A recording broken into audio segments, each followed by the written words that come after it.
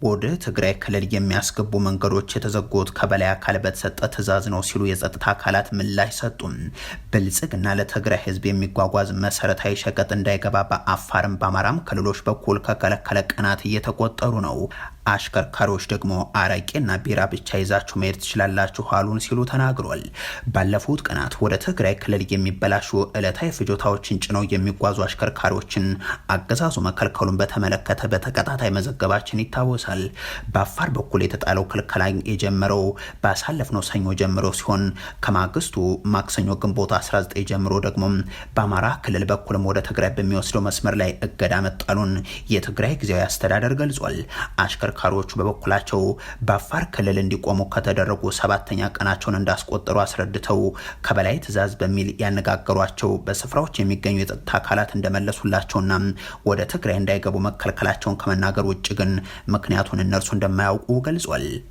ምንድነው ችግሩ ምንድነው ምክንያቱ ስንላቸው ደግሞ ያው ከላይ የመጣ ትዕዛዝ ነው ያለኝ መልሳቸውና ከዛ በኋላ የተወሰነ ሰዓት አስቆይተው ነበር። ከዛ ወደ ለቀቁን።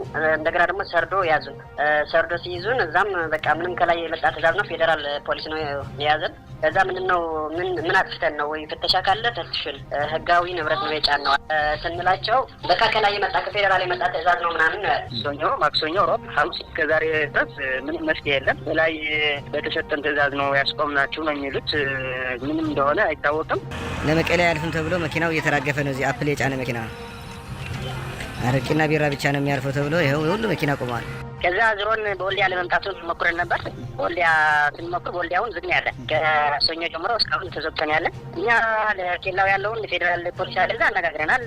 ቁሙ ነው እንጂ ሌላ ነገር ምንም ነገር የለው። በቃ መፍትሄ ምንም ነገር የለም። ከዛ ወደ ወልዲያ ተመልሰን ደግሞ ወልዲያ ክፍት ነበር ምናምን የሚል ኢንፎርሜሽን ነበረን። በዛ ስንመጣም በዛ ተዘጋ እና አሁን በጣም የሚበላሽ አትክልት፣ ሸቀጣሸቀጥ፣ ሩዝ እና ዝናብን መቆጥም ስላለበት በጣም ኃይለኛ በቃ መበላሸት ጀምረዋል። እንግዲህ ወደ 1 ሳምንት ሊያደርግ ነው። ከአንድ ወር በፊት በአፋር በኩል ምክንያቱ ባልታወቀ ሁኔታም ዱቄት ማለፍ አይችልም የሚል ክልከላ አጋጥሞናል የሚሉት አሽከርካሪዎቹ በአሁኑ ወቅትም ዱቄትና ስንዴ ሳይቀር በወልዲያ በኩል ነው የሚያልፈው ብለዋል። ክልከላው በትግራይ ክልል ነዋሪዎች ላይ ስጋትን ያጫረ ሲሆን የሸቀጦች ዋጋ ንረት እንዳያመጣም ፍርሃት ነዋሪዎቹ አድሮባቸዋል።